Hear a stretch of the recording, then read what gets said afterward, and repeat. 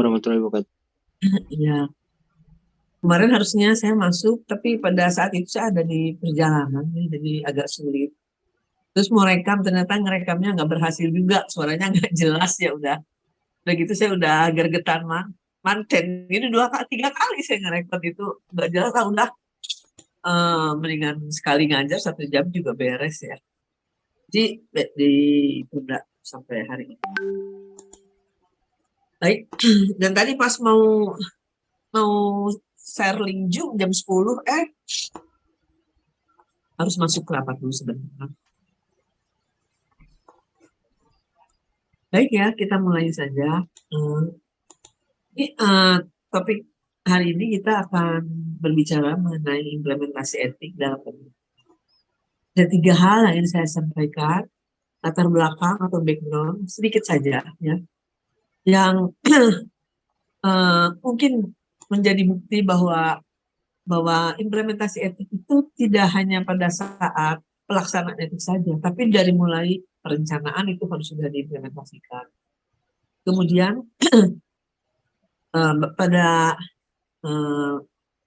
PowerPoint yang kedua, materi yang kedua, itu sebenarnya saya ingin menekankan bagaimana kita mengimplementasikan prinsip-prinsip etik itu dalam penelitian. Kemudian yang ketiga, itu saya akan memberikan contoh mungkin dari materi saya sendiri, proposal etik yang harus Anda buat sebelum Anda melakukan penelitian. Menjadi sangat penting sekali karena untuk publikasi tingkat 2 ke atas atau untuk hampir mayoritas lah ya yang terindeks nasional itu memerlukan adanya ethics approval.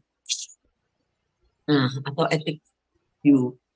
Nah, kalau kita mau targetnya ingin publish di jurnal internasional, maka siapa yang mereview etik itu pun harus yang sudah istilahnya mendapat rekognisi lah. Kalau gitu, kalau kata bahasa studi atau institusi mah terakreditasi gitu ya. Dan kalau yang Unpad itu sudah terakreditasi di level Asia. Jadi sangat qualified lah kalau yang Unpad itu, kalau misalnya mau publikasi internasional, etik itu menjadi salah satu hal yang menjadi fokus perhatian mereka. Publisher menurut saya gitu ya. Jadi apalagi kalau yang Australia itu dia sangat ketat sekali. Selama etiknya jelas, implementasi etiknya jelas, itu tidak akan mempersulit proses publikasi selama mungkin artikelnya juga kualitasnya baik. Baik, akan saya mulai. Saya share screen. Saya akan sedikit saja saya menjelaskan bagaimana pentingnya implementasi etik. Ya.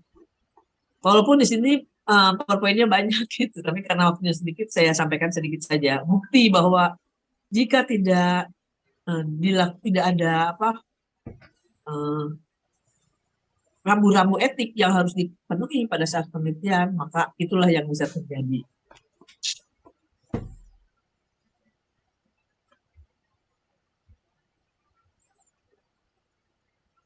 Aduh, ini teh anggur nih. Jangan-jangan nggak bisa share screen lagi. Ini ada loading, ini ada bermasalah. Saya akan Bisa Bu, itu sedang loading. Bisa ya? Di sayanya nggak kelihatan loh. Cuman Tapi kelihatan. memang masih ngeblank Bu, masih hitam. Iya. Kumaha ini tehnya. Saya harus pindah ke komputer satu lagi nanti. Kalau boleh coba di-share di chat Bu, biar nanti saya coba atau sama Kang Ian dicoba. Iya Bu, mungkin dibantu share screen. Iya. Nah, ada satu yang nggak boleh karena itu proposal etik saya. Oh, nggak boleh. Ya udah. Sebentar, yang ini mah boleh, yang ini mah. Ih, kenapa ya? Ini dari kemarin nih begini tuh. Saya pindah ke laptop yang saya satu nih, saya harus cepet ke DEC nih kalau udah begini ya. Aduh, gitu teh.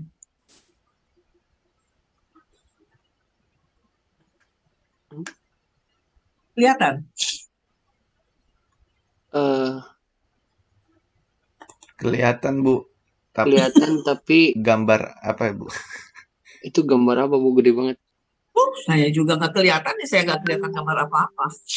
Baiklah gini ya, saya akan masuk lewat, tapi ini aja deh. Aduh, kemarin kita udah begini tuh dari kemarin. Bentar ya, bentar ya. Saya harus pindahin dulu. Ada yang punya email nggak? Pasti punya. Ya, sebentar saya mau kirim dulu materi ya, materi ke Anda.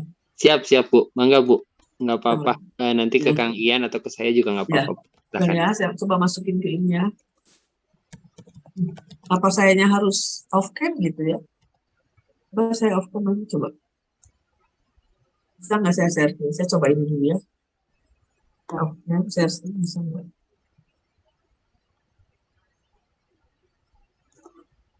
Ya belum sih. Sama. Keluarnya begini. Pasti ya, gunanya. Ya sudah, saya kirimin ini aja. Saya harus ke BEC. Sebentar ya, saya akan kirim materi dulu.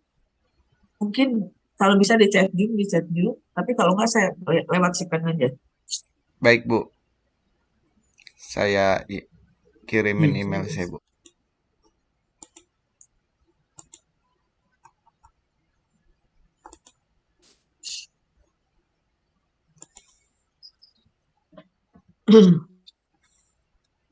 Ini teh. Udah begini dari kemarin.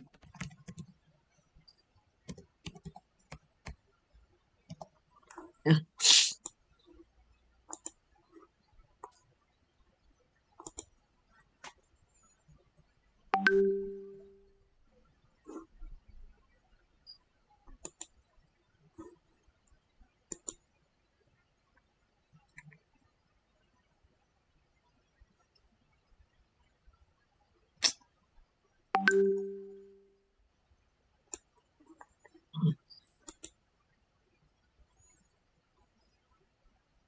Saya coba di chat Zoom.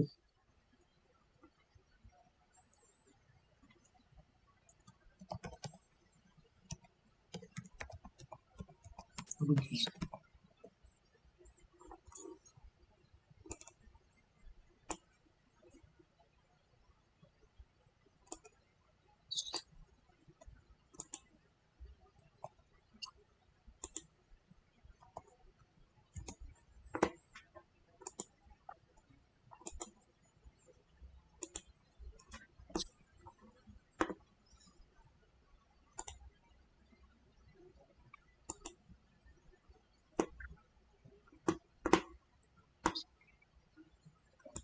Mohon izin, Bu. Saya sudah chat email saya, Bu. Oh ya, bentar ya. Saya buka email berarti.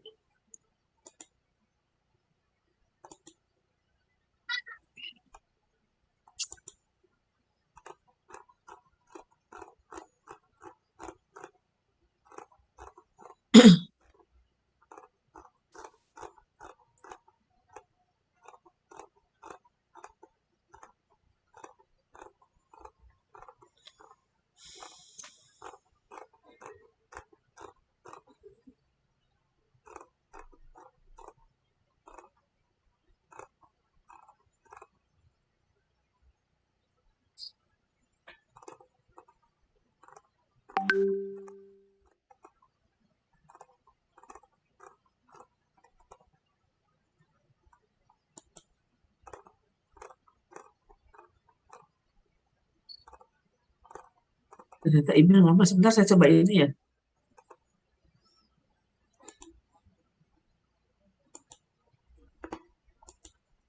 Atau via WA juga boleh, Bu. Ya, kalau nggak WA, chat Zoom aja ya.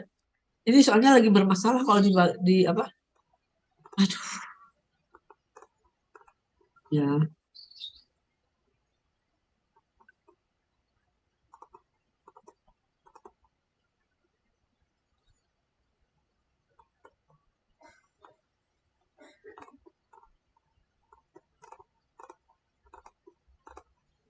Ini yang PDF-nya aja ya. Apa nih kok enggak? Satu. Nah,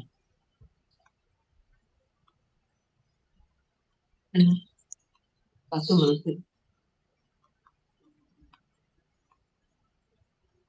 Itu di chat Zoom aja, soalnya saya harus buka lagi itu susah. Oh, baik, Bu. Ya, baik, Bu. Ada ya? Ada, Bisa Bu. tolong buka ya? Ya. Bisa tolong buka. Takutnya berat kalau di itu. Bisa share screen kan? Bisa, Bu. Baru selesai download, Bu. Saya buka dulu.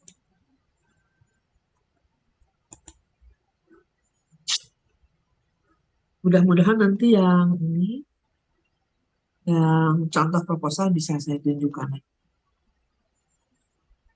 Contoh proposal itu. Bentar, Bu. Masih proses buka, Bu.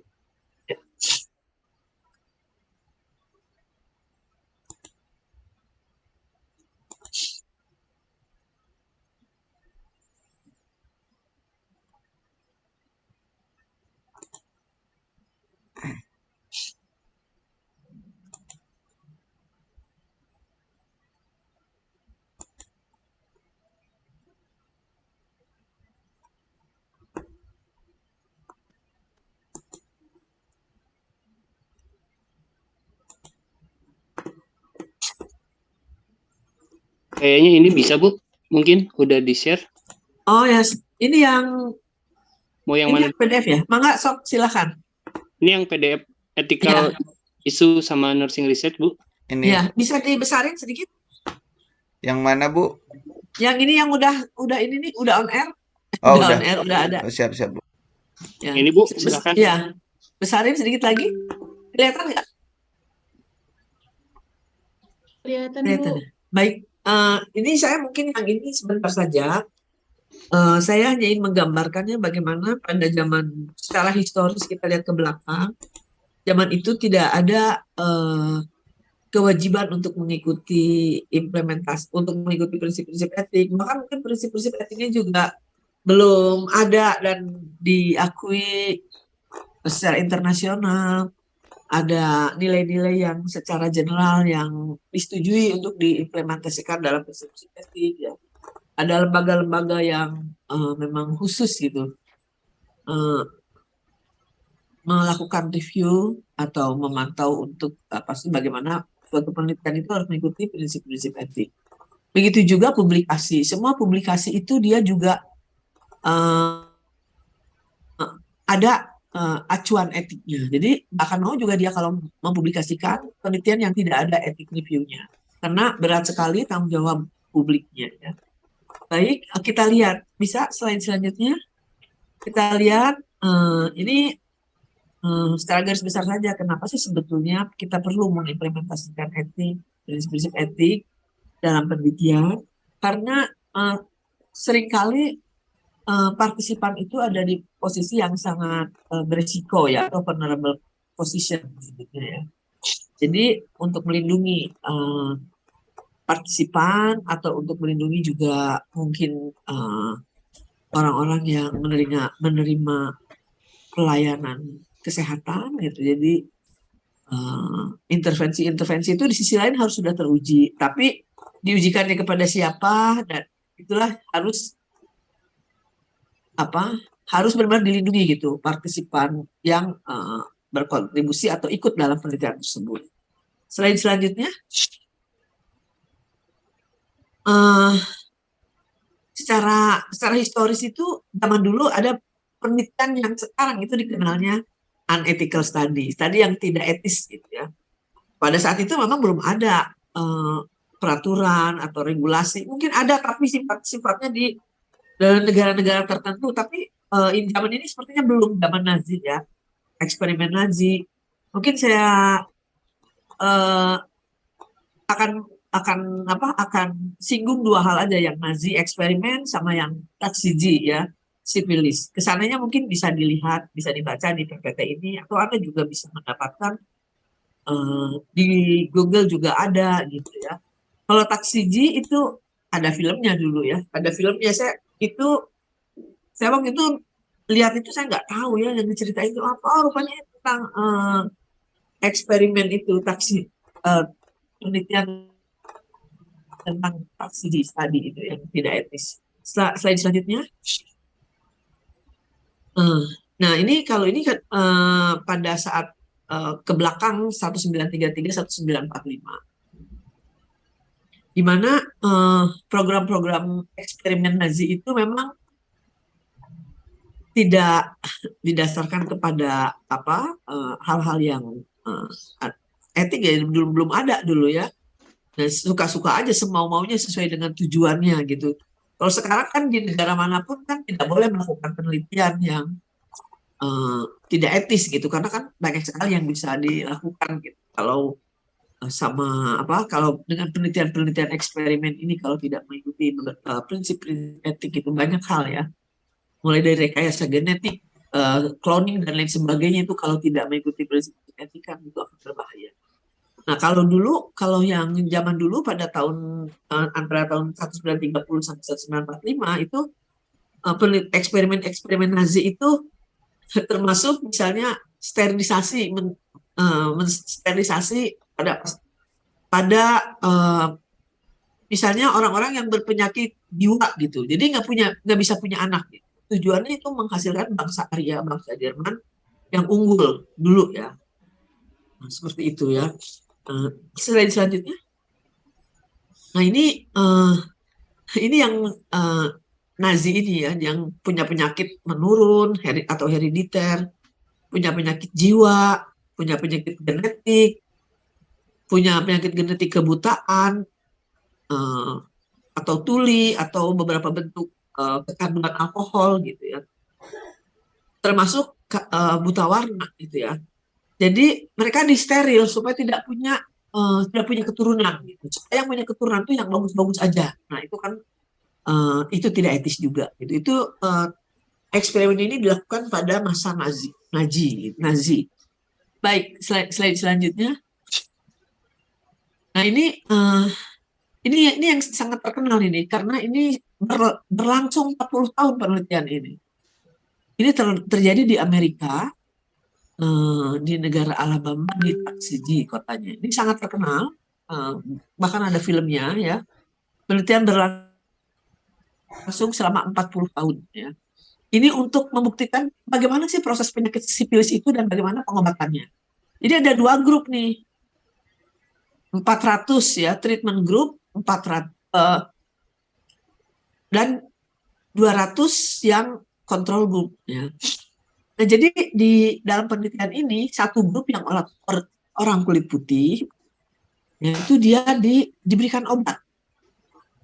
Gejala sipilis diberikan obat. Nah, satu grup yang berkulit hitam itu dia dibiarin aja. Dia menderita sipilis, udah ketahuan sipilis, tapi tidak diinformasikan, tidak diobati, sehingga dampaknya itu bisa terjadi kecacatan kan, kematian sampai kecacatan. Karena dia dibiarin aja, tidak diobati. Nah ini berlangsung selama 40 tahun. Kondisi eksperimen seperti ini. Tapi akhirnya ini terbuka. Kalau saya lihat di filmnya akhirnya terbuka. Dan tapi saya waktu itu nggak merhatiin betul itu film itu ya. Belakangan tuh saya baru kita tentang toksidi loh, tentang sipilis. Tapi itu udah terakhir gitu ya. Udah akhir-akhir saya baru paham, karena kan akhirnya dituntut pemerintah Amerika itu. Dituntut harus minta maaf, harus memberikan pembayaran dan lain sebagainya kepada seluruh korban gitu. Akhirnya itu si pengadilan itu mengabulkan tuntutan itu. Saya baru tahu sampai udah akhir-akhir, mungkin kira-kira 10 menit lagi sebelum terakhir gitu ya. Jadi udah nggak tahu dari awalnya gitu ya. Tapi ini jadi memang ada filmnya. Jadi bayangin, memang ada yang meninggal di situ tuh ya, ada yang meninggal, ada yang cacat, itu memang ditunjukkan gitu. Jadi banyak yang meninggal akibat sipilis yang tidak diobati. Nah, kan yang diobati itu di situ nggak diceritakan, tapi kenapa ada yang sembuh, kenapa ada yang akhirnya kan ketahuan. Yang kulit putih semua, yang kulit hitam semua manifestasinya menjadi jelek, itu dilakukan untuk mengetahui bagaimana perjalanan penyakit sipilis itu. Tapi itu berlangsung selama 40 tahun gitu ya. Itu yang mereka tuntut dari pemerintah Amerika itu. Nah, selanjutnya, mungkin selanjutnya nanti ya, ini nanti saja. Nah, ini selanjutnya masalah-masalah itu kemudian memunculkan adanya kesadaran, adanya kode etik yang harus diikuti pada penelitian. Mulai dari Nuremberg Code, Declaration of Helsinki, sampai akhirnya menjadi perlunya lembaga yang mereview etik pada setiap proposal atau perencanaan penelitian. Itu yang Jewish, yang Yahudi lebih parah lagi gitu. Nah, itu kira-kira background-nya. Kenapa sih penelitian itu? Mungkin yang sekarang-sekarang juga ada ya yang seperti itu. Tapi kan kalau udah ada aturannya berarti dia melanggar aturan, berarti dia akan kena sanksi, ya akan kena sanksi, akan kena hukuman, akan bisa dipidana dan lain sebagainya. Jadi kita kalau sekarang prinsip-prinsip etik itu memang itu udah menjadi kewajiban harus diimplementasikan dalam penelitian. Dan penelitian itu dari mulai perencanaan sampai publikasi itu harus mengikuti prinsip-prinsip etik. Kalau kita misalnya dalam publikasi juga terlalu menggambarkan sesuatu yang sangat vulgar gitu ya, atau akan memojokkan yang lain gitu, itu juga tidak etis gitu. Jadi ada confidentiality ya, ada hal-hal seperti itulah yang nanti akan kita bicarakan. Baiklah, bisa kita pindah ke slide selanjutnya yang bukan yang ini.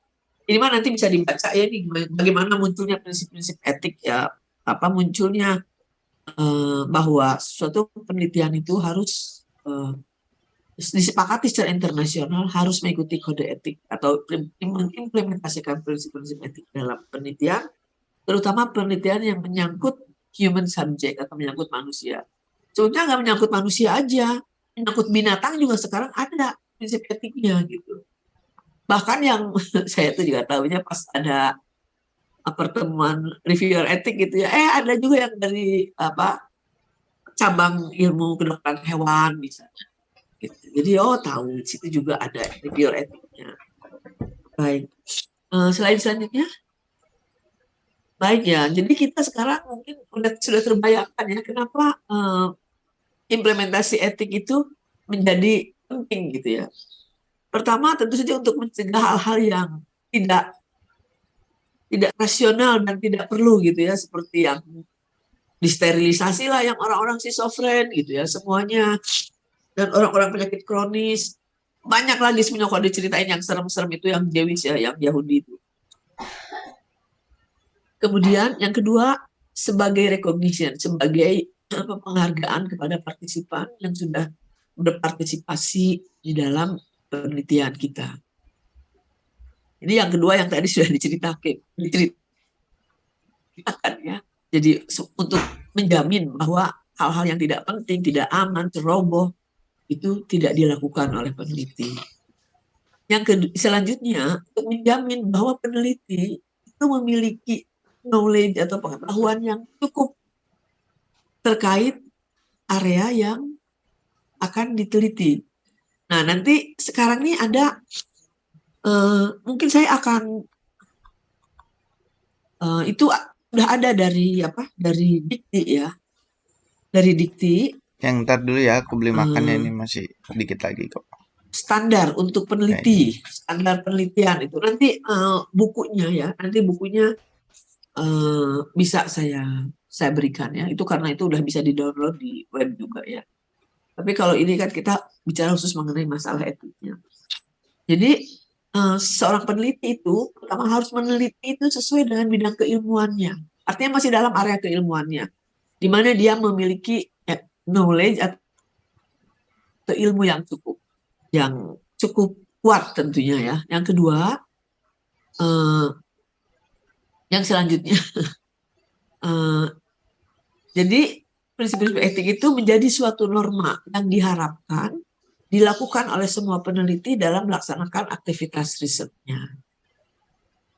Kemudian prinsip-prinsip etik juga diperlukan untuk menjaga akses peneliti dan partisipan itu, peneliti juga menerapkan memiliki rambu-rambu etik yang akan diikuti untuk menjamin aman ya untuk partisipannya. Ada beberapa di sini tuh ada juga yang sekarang ada di standar penelitian kalau nggak salah. Baik, selanjutnya. Oh, ini bahasa Indonesianya. Boleh dilewat, tadi udah saya jelaskan. Kalau kita bicara tentang etik atau moral rules itu biasanya acuannya itu adalah apa yang dikategorikan benar dan apa yang bisa didefinisikan salah gitu ya. Acuannya pasti ke situ ya kalau kita bicara. Tapi kalau kita bicara mengenai proses review etik ya, itu artinya kita harus menginterpretasikan prinsip-prinsip etik, bagaimana kita menerapkannya norma-norma etik dalam penelitian yang kita lakukan. Dan ini harus dituliskan nanti di proposal etik. Nanti coba saya perlihatkan di dalam contoh proposal etik penelitian. Jadi kalau nanti membuat proposal etik penelitian, kan ada prinsip-prinsip etik tuh. Nah itu bagaimana kita mau implementasikannya, menerapkannya itu yang akan diminta. Tapi ada fokus-fokus khusus juga yang harus mendapat perhatian dari kita. Ya, baiklah. Bisa slide selanjutnya.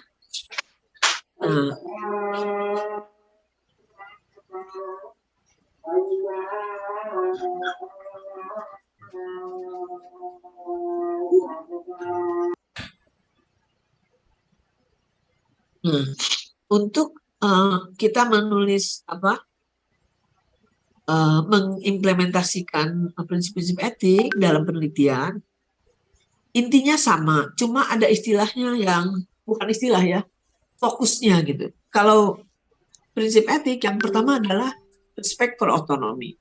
Tapi biasanya untuk lebih fokus dalam penelitian disebut respect for person. Kemudian beneficence, maleficence, justice, dan fidelity. Nanti kita lihat ya. Selanjutnya. Nah, respect for person itu adalah jabaran dari respect for autonomy. Jadi bagaimana kita harus memang memperlakukan individu partisipan itu sebagai autonomous agent. Autonomous agent adalah orang yang memiliki kapasitas untuk memutuskan. Memutuskan dia mau ikut penelitian bisa, mau nggak ikut juga boleh gitu. Jadi tidak boleh ada paksaan di baliknya ya.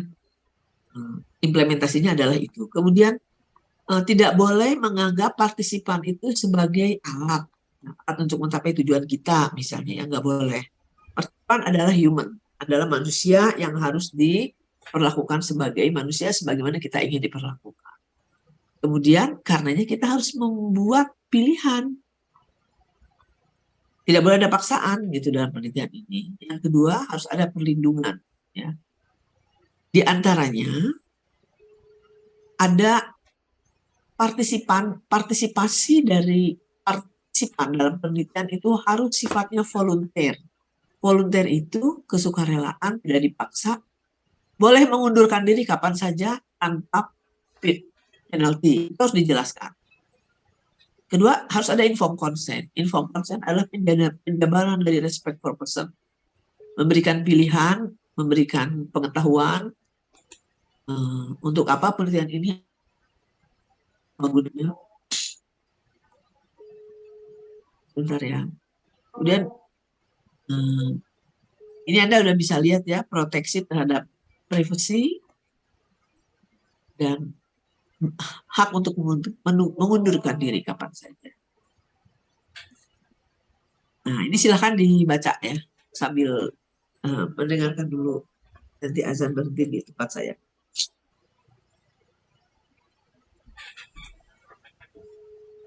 Lapar nih.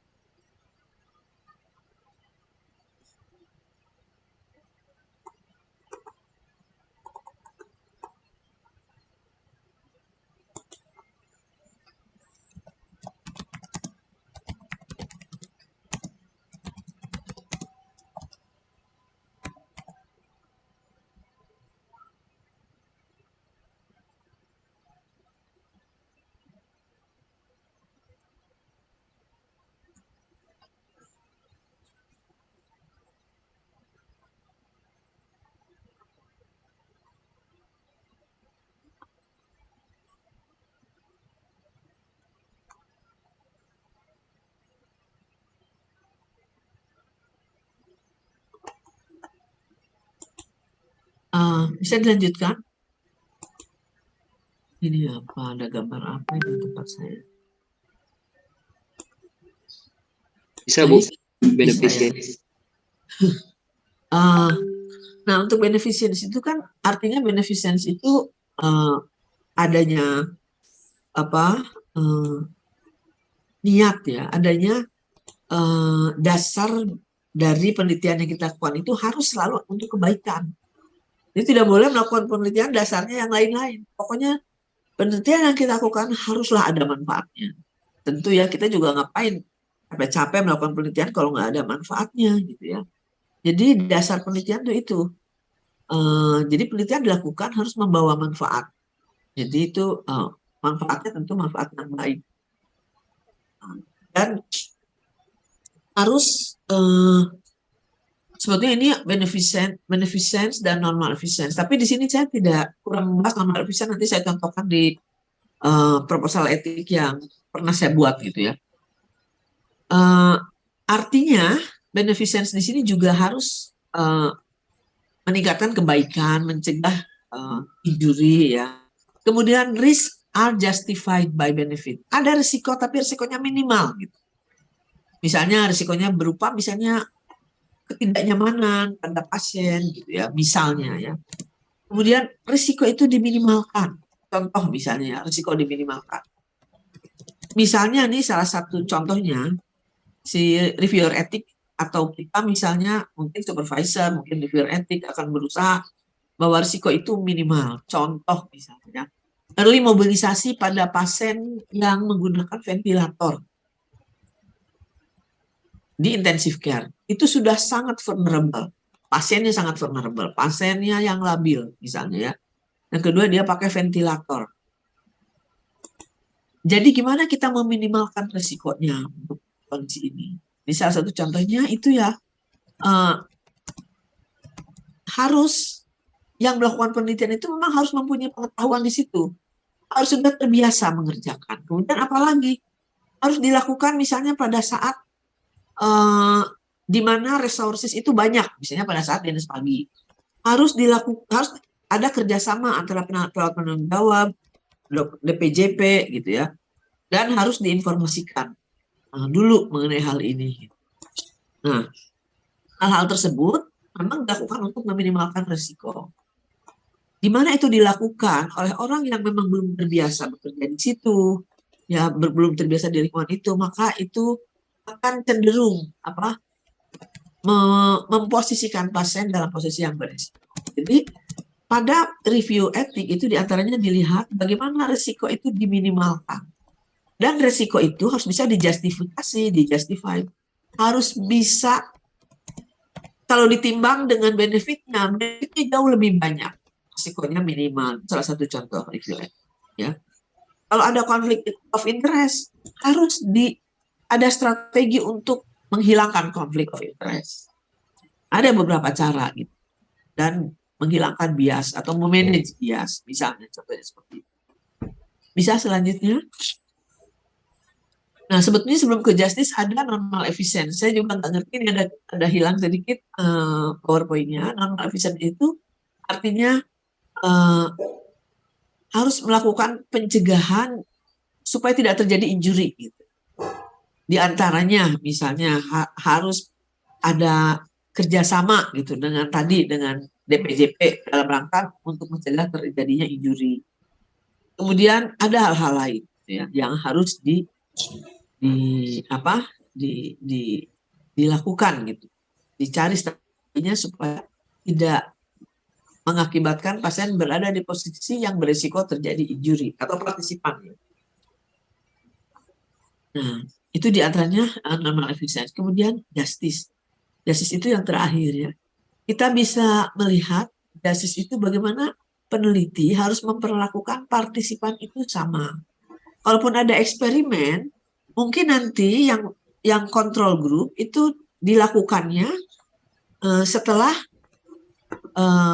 periode penelitian itu selesai. Yang kedua, partisipasi partisipan di dalam peneliti itu kan harus ada waktunya, batas waktunya kapan.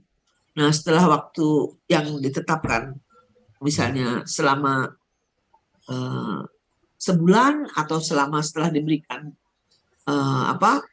prosedur tertentu, yang satu diukur, setelah diukur misalnya efeknya atau bagaimana peningkatan X-nya, maka si kontrol itu juga harus mendapatkan treatment yang sama gitu. Cuman yang tadi dilakukan sebelumnya, buat si kontrol group dilakukan sesudah diukur. Salah satu contoh bagaimana memenuhi prinsip justice. Kemudian fair sharing itu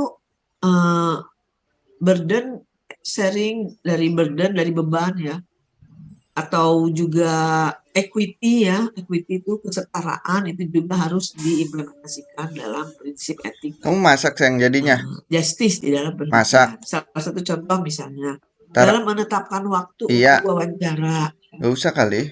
Jadi dengan partisipan kan mau beli nasi juga sekalian. Harus menurut kesediaan kita saja. Tapi bagaimana bahwa interview itu dilakukan yang partisipan bersedia dan kita itu ada waktu di situ. Jadi itu namanya memperlakukan partisipan dengan fair gitu ya. Nah, itu diantaranya hal-hal yang harus diimplementasikan pada saat kita membuat proposal itu.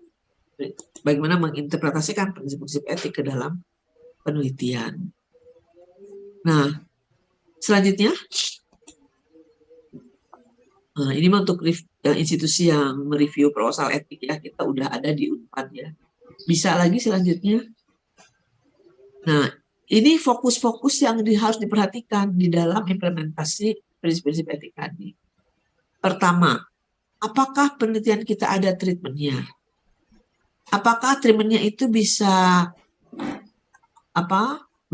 ada mengakibatkan rasa sakit atau yang lain-lain gitu. Secara psikologis misalnya, kalau misalnya contoh ya HAM yang mungkin nggak bisa terlihat, pasiennya yang misalnya sedang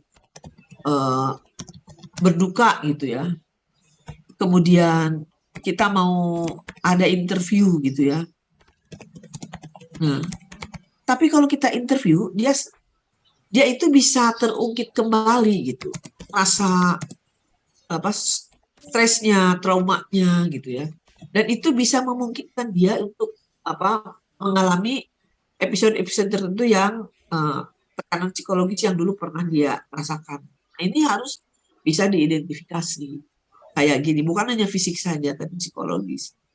Yang kedua, informed consent. Kita tahu informed consent itu jabaran dari respect for person.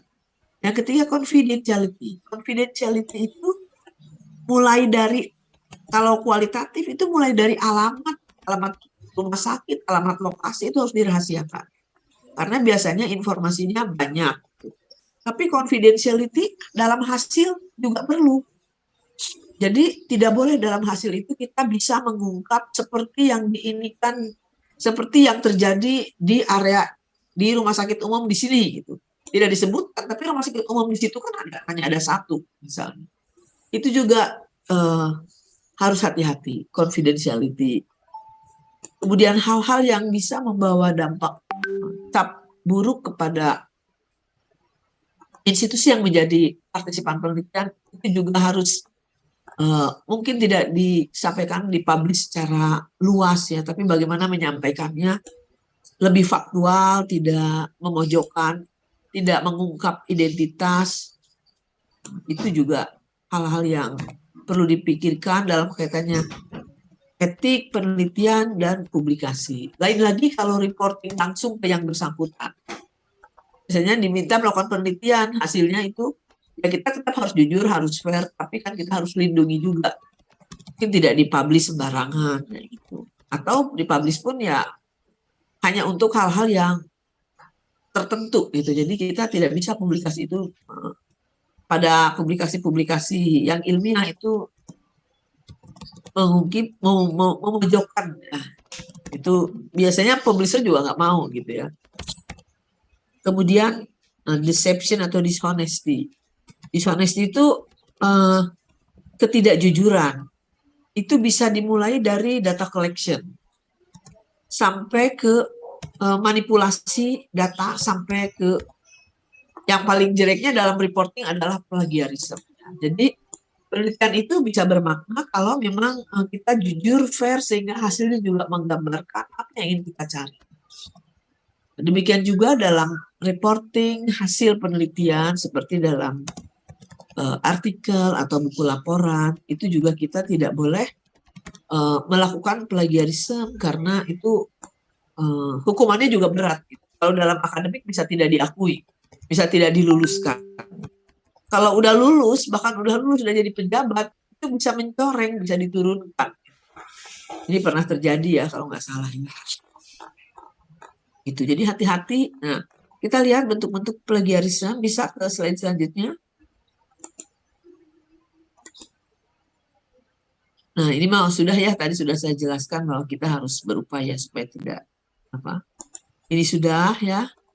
Tadi sudah dijelaskan. Nah, ini nih plagiarisme. Maaf di atas. Nah, jadi plagiarisme itu sama dengan kita menculik ide orang lain sebenarnya gitu ya. Tapi ada beberapa konteks plagiarisme yang kita nggak sadar, bisa saja kita nggak sadar.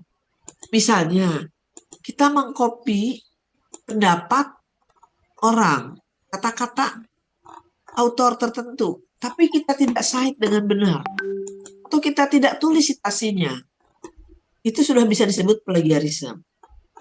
Atau kita mencuri idenya, atau intellectual property-nya. Jadi plagiarisme bisa hadir dalam bentuk-bentuk ini. Yang paling sering adalah tidak melakukan citasi dengan benar. Kemudian yang untuk ide ya nggak boleh kalau nyuri ide ya. Cari aja ide yang lain gitu ya. Kalau sama persis jangan, nanti itu jadi plagiarisme. Dan ini ngeceknya mudah sekarang dengan Turnitin seperti itu ya, bisa ketahuan. Nah, mungkin kalau pengalaman saya beberapa kali, kalau saya dari awal biasanya suka udah ini yang mahasiswa S1 ya, udah ada feeling nih.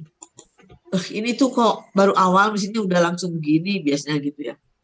Saya minta aja coba tolong dicek Turnitin ke teman. Ya, nanti ketahuan 80% ini dari ini langsung ketahuan. Jadi biasanya alhamdulillah tidak sampai ujung baru lulus baru ketahuan. Biasanya dari awal kita udah bisa ngerasa gitu ya. Ih kok baru awal udah langsung begini gitu ya. Itu biasanya seperti itu. Jadi saya sampaikan saja kalau ada kejadian ketahuan ujungnya suruh ulang. Ini ada kejadian tapi mahasiswa S1. Suruh ulang lagi. Lakukan penelitian ulang. Itu yang nggak diterima ya. Itu ya. Kalau saya waktu itu ke mahasiswa saya tanya sebelumnya sampai dia bercerita bahwa ini benar dan saya suruh ulang lagi. Tapi dengan janji harus janji dianya harus ini. Alhamdulillah hasilnya baik. Nah itu kira-kira bagaimana prinsip-prinsip etik itu harus diterapkan mulai dari perencanaan. Yang tadi ya perencanaan ya kayak mengkloning apa dengan apa yang tidak selevel itu kan bahaya ya. Kalau kita kan nggak sampai ke situ, tapi dalam perencanaan itu juga kita harus merencanakan sesuatu yang memberikan dampak benefit bagi pengembangan ilmu, bagi misalnya kelompok pasien tertentu, gitu ya. Nah, tentu itu harus menjadi dasar dibuatnya proposal atau pemecahan masalah tertentu, gitu ya. Dari mulai perencanaan hingga ke publish, mempublikasikan hasil penelitian. Itu juga kita tidak terlepas dari implementasi prinsip-prinsip. Jadi mungkin seperti itu ya yang bisa saya sampaikan mungkin bagi teman-teman yang sedang merancang proposal ya. Ini bisa menjadi pertimbangan. Jadi diperlukan clarity, kejujuran ya. Dari mulai ide, data sampai publik. Jadi hasilnya juga nanti enak ya. Bukan enak, bagus ya. Baik, boleh stop share. Coba saya mau coba yang ini, yang contoh. Nanti yang harus Anda buat ya. Tapi ini di Word ya. Ini di Word saya akan coba. Mudah-mudahan dia tidak berat kalau Word ya.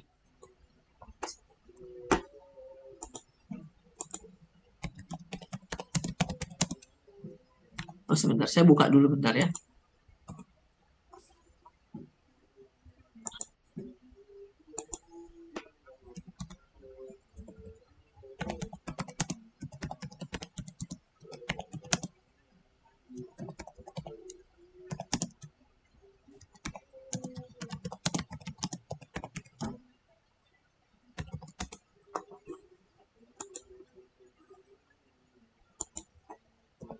Coba ya mudah-mudahan ini karena nggak berat ya.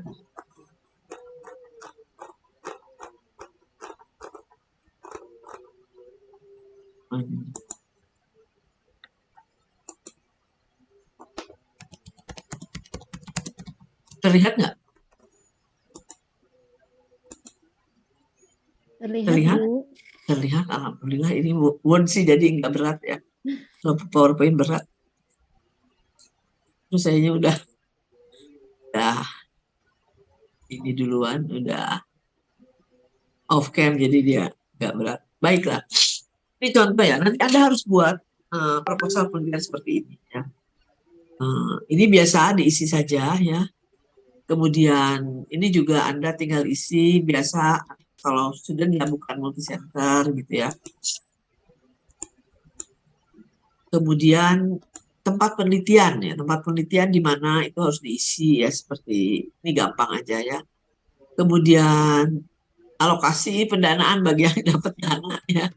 Kemudian ini metode penelitian Anda harus jelaskan ya di proposal etik. Karena apakah metode juga nanti membahayakan atau tidak gitu, atau menempatkan pasien dalam posisi berisiko.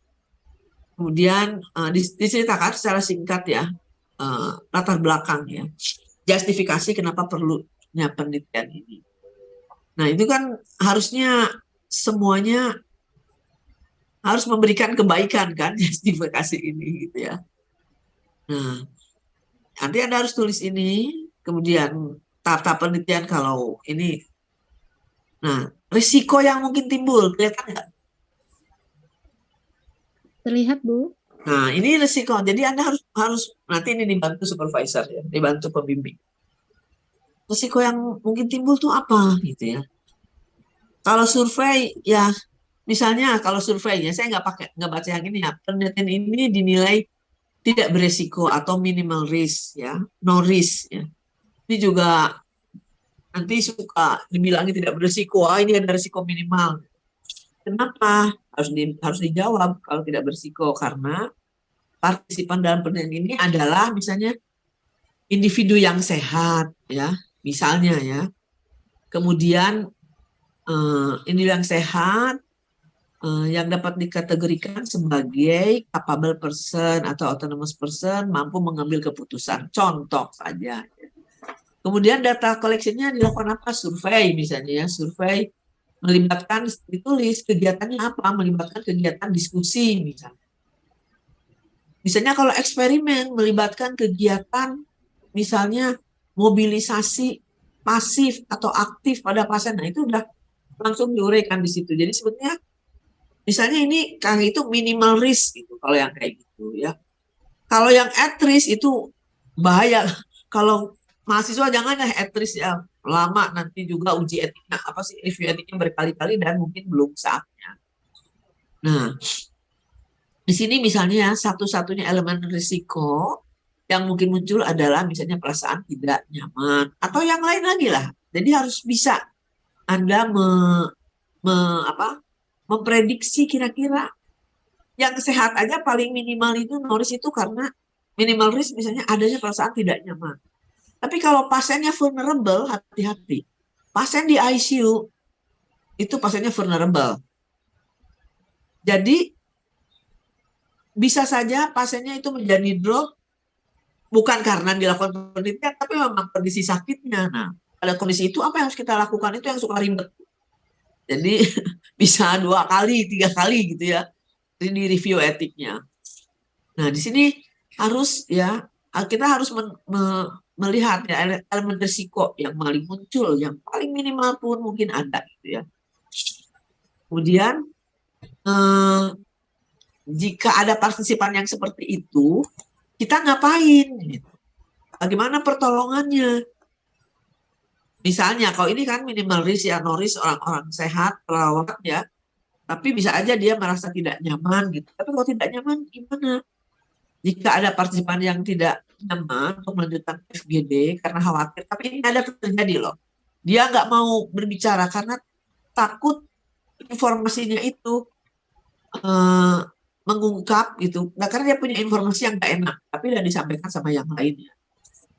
Takut dianya nanti di darah misalnya gitu,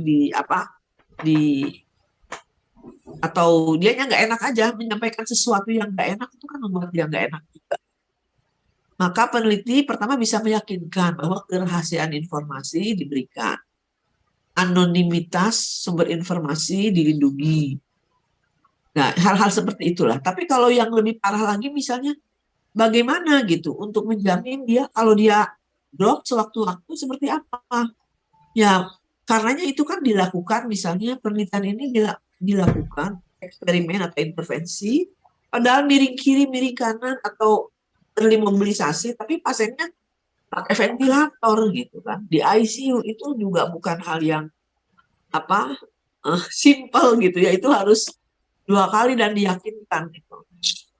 Bahwa penelitinya itu memang dia perawat ICU dan biasa melakukan seperti itu. Hanya sekarang itu dia diukur hemodinamiknya gitu ya. Nah, seperti itu ya. Jadi kita harus bisa memprediksi gitu. Misalnya itu apa risiko minimal, tidak berisiko, ya. Sama sekali biasanya dulu saya nyebut tidak berisiko juga kudu minimal risk gitu ya, daripada no risk. Nah itu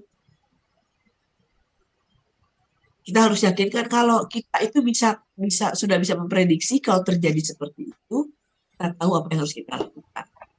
Itu salah satu contoh saja. Jadi ini yang kualitatif, karena kan yang kuantitatif biasanya lebih mudah ya. Kecuali yang eksperimen itu juga harus lebih hati-hati karena ada treatment sama partisipan. Apalagi kalau ada ngambil darah tuh uh, udah harus 2 kali kalau bisa ya, jangan ribet-ribet dulu lah yang gitu-gitu, nanti udah lulus aja biar nggak lama di etiknya. Nah ini selanjutnya ini biasa. Nah nanti ini masalah etik ya. Nyatakan pendapat Anda tentang masalah etik yang mungkin Anda hadapi dalam penelitian saudara. Nah itu tadi kan sudah ya, ada dari mulai respect for autonomy sampai justice ya. Nanti Anda ada masalahnya di mana, nggak mungkin kan di beneficent, pasti Anda melakukan penelitian ada dasarnya kan, dasar apa benefitnya. Nah ini ya, kalau di sini tuh diuraikan ya, penelitian ini data koleksinya dengan apa, kemudian siapa aja yang partisipannya gitu. Itu nanti dijelaskan. Kemudian dalam respect for autonomy, bagaimana Anda menjamin bahwa itu akan diimplementasikan ya. Pertama tentu harus ada informed consent ya, harus ada dijelaskan tuh informed consent itu gimana. Ini banyak contohnya. Kemudian yang kedua, confidentiality informasi ya, Anda harus jamin itu pasien. Kemudian anonimitas itu harus juga dijamin. Kemudian beneficent gimana, non-maleficent gimana. Non-maleficent itu mengacu pada konsep tidak membahayakan dan meminimalkan resiko, baik itu psikologis, emosional, profesional, ataupun pribadi atau individu. Nah, pada penelitian ini, prinsip non-maleficent diimplementasikan atau di-maintain dengan cara peneliti harus bisa mengidentifikasi level of risk, tadi udah ya, dengan mengidentifikasi level resiko yang mungkin timbul dengan dilakukannya misalnya proses data collection yang menyangkut partisipan yang sudah kita tetapkan. Nah itu diantaranya seperti itulah kalau non-maleficent ya, sesuai dengan ininya. Lalu justice gimana? Nah justice itu misalnya rekrutmen partisipan dilakukan secara terbuka ya. Terus memberikan informed consent. Kemudian mungkin di sini karena terkait peran perawat ya, terkait kompetensi perawat, maka ya kalau perawatnya lagi sakit, vulnerable ya nggak usah diinikan. Nah itu diantaranya bagaimana kita memaintain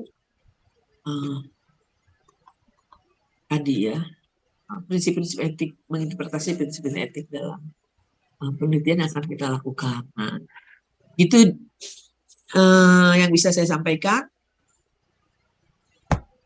Alhamdulillah 1 jam selesai. Nanti materinya